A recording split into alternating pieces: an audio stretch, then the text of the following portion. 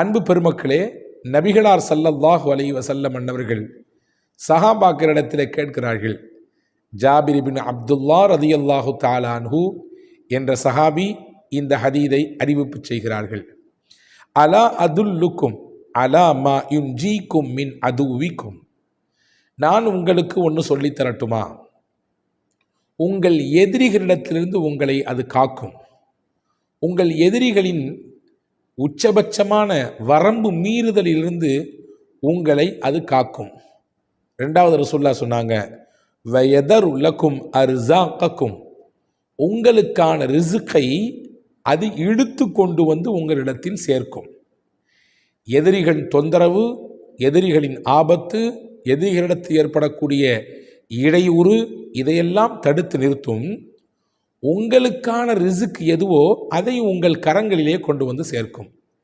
இதை உங்களுக்கு சொல்லட்டுமா? அது என்ன என்று உங்களுக்கு சொல்லித் தரட்டுமா என்று கேட்டுவிட்டு நபிகள் பெருமானார் ஸல்லல்லாஹு அலைஹி வஸல்லம் அன்னவர்கள் சொன்னார்கள், ததுஊனல்லாஹ ஃபீ லைலத்திக்கும் வ நஹாரிக்கும், உங்கள் இரவு பகல், உங்கள் நாட்களில், நீங்கள் சந்திக்கும் இரவில் பகலில் அல்லாஹுவிடத்தில் அதிகமாக கையேந்துங்கள், துஆ செய்யுங்கள், அவனிடத்திலே பிரார்த்தனை செய்யுங்கள்.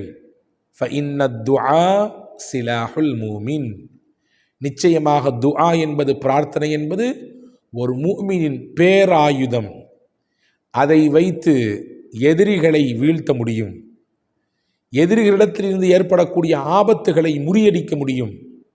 உங்களுக்கானதை உங்கள் கரங்களிலே கொண்டு வந்து சேர்ப்பதற்கு அந்த துஆ என்கின்ற ஆயுதம் மட்டுமே போதுமானது என்றார்கள் நபிகளும் பெருமானார் ஸல்லல்லாஹு அலைஹி வஸல்லம். அன்பு பெருமக்களே, நம்மை படைத்தவனோடு நாம் முறையிடுவதற்குரிய மிகச்சிறந்த வழி துஆ என்ற ஒன்று மட்டும்தான். துஆவின் வழியாக நம்மை படைத்தவனிடத்திலே நாம் பேசுகிறோம். நம் கஷ்டங்களை, மனக்குமுறல்களை, நம்முடைய சிரமங்களை, நம் தேவைகளை அவனிடத்திலே உரிமையோடு சொல்கிறோம். அதை சொல்வதை, நம் சிரமங்களை அவனிடத்திலே முறையிடுவதை அவன் ஆனந்தத்தோடு ஏற்றுக்கொள்கிறான். அதற்கு பதில் கொடுப்பதற்கு தயாராகிறான். அல் குர்ஆன் ஷரீஃபிலே அல்லாஹ் சொல்லுகிறான், வஇதா ஸஅலக இபாதி அன்னி ஃபஇன்னி கரீப், என்னுடைய அடியார்கள் என்னை பற்றி நபியே உங்களிடத்தில் கேட்கிறார்கள், நீங்கள் சொல்லுங்கள், இன்னி கரீப்.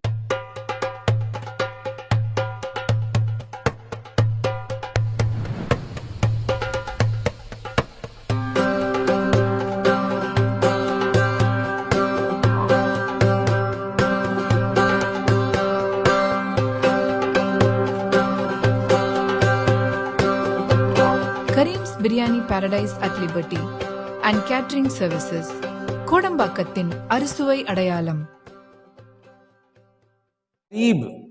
நான் ரொம்ப சமீபத்தில் இருக்கிறேன், ரொம்ப பக்கத்தில் இருக்கிறேன், நான் அடியார்களுக்கு ரொம்ப பக்கத்தில் இருக்கிறேன். உஜீபு தஅவத்தத் தாஇ இதா தஆனி, நான் பதில் கொடுக்க தயார் நிலையில் இருக்கிறேன். என்னை அவன் பிரார்த்தனையின் வழியாக அழைத்தால், என்னை அவன் பிரார்த்தனையின் வழியாக கூப்பிட்டால், அவனுடைய கூக்குரலுக்கு, அவனுடைய அழைப்புக்கு நான் பதில் கொடுக்க ரெடியாக இருக்கிறேன் என்று அல்லாஹ் சொல்வதாக அல் குர்ஆன் நமக்கு நிரூபித்துக் கொண்டிருக்கிறது. அன்பு பெருமக்களே, இன்று நம்மிலே துஆ என்பது ஏதாவது கஷ்ட நேரத்தில் கேட்குற ஒன்று அப்படின்னு மாதிரி ஆகிப்போச்சு. ஏதாவது சங்கடம், ஏதாவது பிரச்சனை, ஏதாவது ஒரு நெருக்கடி, ஏதாவது ஒரு மனக்குழப்பம், ஏதாவது ஒரு கஷ்டம் சொன்னால் அப்போ மட்டும்தான் கையை உயர்த்தணும் படைச்சவன்ட்ட அப்படின்ற மாதிரி ஒரு சிந்தனை இருக்குது. ஆனால் அது வல்ல. துஆ என்பது தான் நமக்கு முன்னால் வாழ்ந்த நல்லோர்கள், நபிமார்கள் தங்களுடைய காரியங்களை சாதித்து கொள்வதற்காக வேண்டி வைத்த முதல் பெருவழி என்பதை நாம் இங்கே கவனத்தில் கொள்ள வேண்டும். நபிகள் பெருமானார் ஸல்லல்லாஹு அலைஹி வஸல்லம் அன்னவர்கள் இஸ்லாத்தினுடைய முதல் யுத்தம் பத்ருக்களம், ரொம்பவும் சொற்பமான நபர்கள் முஸ்லிம்களில், எதிரிகளில் முஸ்லிம்களை விட 3 மடங்கு அதிகமான எண்ணிக்கை, ஆயுதங்களிலும் பலத்தோடு வந்திருக்கிறார்கள், எண்ணிக்கையிலும் பலத்தோடு வந்திருக்கிறார்கள், பல்வேறு விதமான போரினுடைய மொத்த பின்னணியோடும் வந்து நிற்கிறார்கள். இங்கே முஸ்லிம்கள் சஹாபா பெருமக்கள் குறைவான எண்ணிக்கை, உடைந்து போன வாட்கள், உடைந்து போன கேடயங்கள், சொல்லப்போனால் காய்ந்த வயிற்றோடு நோன்பு காலத்திலே பசியோடு நிற்கிறார்கள். அங்கே ஒட்டகங்கள் அறுத்து விருந்து போடப்படுகிறது. நல்ல உற்சாகமான சாப்பாடு, மது பரிமாறப்படுகிறது. எதிரணியிலே நபிகளும் பெருமானார் ஸல்லல்லாஹு அலைஹி வஸல்லம் இந்த சின்ன கூட்டம்தான் இஸ்லாத்தின் அஸ்திவாரம். இறைவா, இவர்களை நீ காக்க வேண்டும், உன் பேருதவியை இறக்க வேண்டும் என்று அல்லாஹுவிடத்தை எதன் மூலம் முன்வைத்தார்கள் என்றால் துஆ என்கின்ற பிரார்த்தனை என்கின்ற மகத்தான ஆயுதத்தின் மூலம்தான். அலி ரலியல்லாஹு சொல்லுவாங்க, போர் நடந்துக்கிட்டு இருக்கிறோம், நான் ரசூலுல்லாஹ் இருக்கிற கூடாதுறதை நான் ஒரு தடவை வேகமாக பார்த்தேன். ரசூலுல்லாஹ்க்கு எதுவும் ஆயிடக்கூடாது, ஏதாவது பிரச்சனை வந்துடக்கூடாதுன்னு சொல்லி வேகமாக நான் பார்த்தேன். பார்த்தால் ரசூலுல்லாஹ் சஜிதா செய்த நிலையிலே, தலையை கொண்டு பூமியில் வைத்த நிலையிலே, யா ஹய்யு யா கையூம், யா ஹய்யு யா கையூம், இந்த வார்த்தையை மடக்கி மடக்கி மடக்கி மடக்கி சொல்லி அப்படியே ஒரு தழுதழுத்த குரலிலே அல்லாஹ்விடத்திலே முறையிட்டு கொண்டிருந்தார்கள். நான் போயிட்டேன், கொஞ்ச நேரம் போர் நடந்துச்சு, மறுபடியும் வந்தேன், ரசூலுல்லாஹ்க்கு எதுவும் எப்படி இருக்காங்கன்னு பார்த்துருக்கலான்னு சொல்லி. அதே நிலையில் ரசூலுல்லாஹ் சஜிதாவில் இருந்து கொண்டு யா ஹய்யு யா கையூம் சொல்லி துவா செஞ்சுட்டு இருந்தாங்க. மறுபடியும் போனேன், அடுத்து கொஞ்ச நேரம் கழித்து வந்தேன், அதே நிலையில் ரசூலுல்லாவை பார்த்தேன், துவாவிலேயே இருந்தார்கள். வல்ல ரஹ்மான் அல்லாஹ் நபியினுடைய அந்த துஆவின் பரக்கத்தினாலே, பிரார்த்தனையின் பரக்கத்தினாலே போரிலே வெற்றியை கொடுத்தான் என்று ஹஸரத் அலி ரலியல்லாஹு அன்ஹு சொல்வார்கள். அன்பர்களே, இன்றைக்கு உலகெங்கிலும் இஸ்லாத்திற்கு எதிரான ஒரு வலை வீசப்பட்டிருக்கிறது. உலகெங்கிலும் முஸ்லிம்களுக்கு எதிராக பல்வேறு விதமான நெருக்கடிகளும் சூழ்ச்சி வலைகளும் பின்னப்பட்டு கொண்டிருக்கிறது. இந்த நேரத்திலே இந்த நிலையை சமாளிப்பதற்கு நம்மிடத்தில் இருக்கக்கூடிய மிகப்பெரிய ஆயுதம் வல்ல அல்லாஹ்விடத்திலே கையேந்தி நாம் கண்ணீர் விட்டு துஆ செய்வது மட்டும்தான். அதுதான் பிரதானம் என்பதை நாம் இங்கே கவனத்தில் கொள்ள வேண்டும். எனவேதான் நபிகள் உங்கள் எதிரிகளை எதிர்கொள்வதற்கான வழியை சொல்லித் தரட்டுமா என்று கேட்டுவிட்டு துஆதான் அது பிரதான இடம் பிடிக்கிறது என்று சொல்லித் தருகிறார்கள். அதே போன்று உங்களுக்கான ரிசுக்கை கொண்டு வந்து சேர்ப்பதும் துஆதான். உங்களுக்கான ரிசுக்கை உங்களிடத்திலே கொண்டு வந்து சேர்ப்பதும் நீங்கள் கேட்கக்கூடிய துஆதான். எனவே கேளுங்கள் அதிகமாக அல்லாஹ்விடத்திலே என்று வல்ல ரஹ்மான் அல்லாஹ் அல் குர்ஆனிலும் சொல்லுகிறான். அதே போன்று அருமை நாயகம் ஸல்லல்லாஹு அலைஹி வஸல்லம் சொல்லித் தருகிறார்கள். நம்ம எல்லாருமே நினச்சி வச்சுருக்கோம் கஷ்ட காலத்தில் மட்டும்தான் கேட்கணும்னு சொல்லி. அப்படி இல்லை, எல்லாத்துக்கும் கஷ்ட காலம், நெருக்கடி காலம் வரும். அந்த நெருக்கடி கஷ்டத்தில் கண்டிப்பாக நம்ம கேட்க தான் செய்வோம். நெருக்கடி காலத்தில் நமக்கு இறைவனின் பேருதவி கிடைக்க வேண்டும் என்று உங்களில் யார் யாரெல்லாம் விருப்பப்படுகிறீர்களோ நாம் எல்லாரும் செய்ய வேண்டிய விஷயம் என்னவென்றால், நம்ம சந்தோஷமாக இருக்கும்போது அல்லாஹ்ட்ட நிறைய கேட்டணும், மகிழ்ச்சியாக இருக்கும்போது நல்லா இருக்கும்போது நிறைய கேட்டணும். நமக்கு ஒரு சிரமம் வரும் நேரத்திலே, நமக்கு ஒரு கஷ்டம் வரும் நேரத்திலே, நமக்கு ஒரு நோய் வரும் சமயத்திலே நாம் நன்றாக இருக்கிற பொழுது கேட்ட அந்த துஆ, அதனுடைய பரக்கத்தை, அதனுடைய பதிலை வல்ல ரஹ்மான் அல்லாஹ் நம்முடைய நெருக்கடி காலத்திலே காட்டுவான். நம்ம கேட்காமையே கொடுப்பான். இப்னு அப்பாஸ் ரலியல்லாஹு அன்ஹு வயதில் சிறியவர், ஆனால் விவரமானவர் மட்டுமல்ல, நபிகள் பெருமானார் ஸல்லல்லாஹு அலைஹி வஸல்லமின் பிரத்யேகமான துஆவிற்கு சொந்தக்காரர். அந்த இப்னு அப்பாஸுக்கு ரசூல் ஸல்லல்லாஹு அலைஹி வஸல்லம் சொல்லி கொடுத்தாங்க ரலியல்லாஹு அன்ஹு, வ இதா சஅல்த ஃபஸ்அலில்லாஹ், என்ன நீ கேட்க வேண்டும் என நினைத்தாலும் அல்லாஹ்விடத்தில் கேள் மகனே என்று சொல்லி கொடுத்தார்கள். அல்லாஹ்விடத்தில் கேள். அல்லாஹ்விடத்தில் கேட்டு பழகிவிட்டால் அடுத்தவரிடத்திலே கேட்கவே மாட்டார்.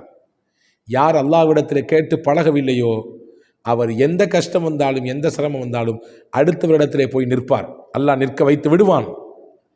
எப்பொழுது அல்லாஹ்விடத்தில் கேட்டு கேட்டு பழகிவிட்டாரோ அவருக்கு எந்த சிரமம் வந்தாலும் எந்த நெருக்கடி வந்தாலும் அடுத்தவரின் வீட்டு வாசலுக்கு போக மாட்டார். அடுத்தவரிடத்தில் கேட்காமல், அடுத்தவரை எதிர்பார்க்காமல் வாழுகிற வாழ்க்கைதான் அது சுயமரியாதை மிக்க வாழ்க்கை. அதுதான் கௌரவமான வாழ்க்கை, கண்ணியமான வாழ்க்கை. அது எப்பொழுது ஒரு மனிதருக்கு கிடைக்கும் என்றால், யார் அல்லாஹ்விடத்தில் அதிகப்படியாக கேட்பாரோ அவருக்கு கிடைக்கும். எனவே தான் ரசூலுல்லாஹ் சொன்னாங்க, எது கேட்கனாலும் அல்லாஹ்ட்ட கேளு மகனே. தஅர்ரிஃபில் ரஹா யாரிஃபுக ஃபிஷ்ஷித்தா, நீ நல்லா இருக்கும்போது அல்லாஹ்ட்ட நிறைய கேட்டுரு. நீ கஷ்டப்படும் பொழுது அவனே கொண்டு வந்து உங்களுக்கு உதவி செய்வான், அவனே அவனுடைய பேருபகாரத்தை உனக்கு செய்வான் என்று எம்பெருமானார் ஸல்லல்லாஹு அலைஹி வஸல்லம் அவர்கள் சொன்னார்கள். எனவே அன்பு பெருமக்களே, துஆ என்ற ஆயுதத்தை நாம் கையில் எடுப்போம். எந்த ஒரு தேவையானாலும் ரப்பிடத்தில் முறையிட்டு விட்டு அடுத்து அதற்கான காரியத்தை செய்வோம். செருப்பின் வாறு அந்துவிட்டாலும் அல்லாவிடத்திலே சொல்லுங்கள் என்றார்கள் பெருமானா ஸல்லல்லாஹு அலைஹி வஸல்லம். அல்லாவிடத்தில் சொல்லிவிட்டு நீங்கள் அதற்கான வேலையை செய்யுங்கள் என்றால் என்ன அர்த்தம்? செருப்பு அங்கே அந்து போச்சாமா அல்லாஹ்ட்ட சொல்ல முடியும்? அல்லாஹ் வந்து தச்சு தர போகிறான்னு கேட்காதீங்க. நீங்கள் அல்லாவிடத்தில் சொல்லிவிட்டு போனால் அதற்கான ஏற்பாட்டை இவன் செய்து கொடுப்பான். அப்படின்னா என்ன அர்த்தம்? நீங்கள் செருப்பை தைப்பதற்கு போனீர்கள், அங்கே தைக்கக்கூடியவன் இல்லாமல் இருக்கலாம், அல்லது தைத்து முடித்துவிட்டு அதனுடைய கூலியை விட அதிகப்படியாக வாங்கிவிடலாம், அல்லது வேறு ஏதாவது இடைஞ்சல்கள் ஏற்பட்டு விடலாம். எனவே ரப்பிடத்தில் முதலில் முறையிடுங்கள். சின்ன காரியம் என்று நினைக்காதீர்கள். சின்ன காரியமோ பெரிய காரியமோ அவனிடத்தில் முதலில் சொல்லிவிட்டு அவனிடத்திலே முதலில் பிரார்த்தனை வழியாக முறையிட்டு விட்டு அடுத்து உங்கள் காரியத்தை செய்தால் அந்த காரியங்கள் லேசாக்கப்படும். எனவே அதை நீங்கள் நாம் எல்லோரும் இதை கருத்தில் கொள்வோம். துஆ செய்யக்கூடிய சமயத்திலே நாம் எடுக்கக்கூடிய முக்கியமான விஷயம் அன்து மூக்கினூன பில் இஜாபா, நிச்சயம் அல்லாஹ் பதில் தருவான் என்ற எண்ணத்தில் துஆ செய்யுங்கள். அதோடு மட்டுமல்லாமல் துஆ செய்துவிட்டு நீங்கள் எனக்கு வேக வேகமாக கிடைக்கணும்னு சொல்லி அவசரப்படாதீங்கன்னு நாங்கள் ரசூலுல்லாஹ்.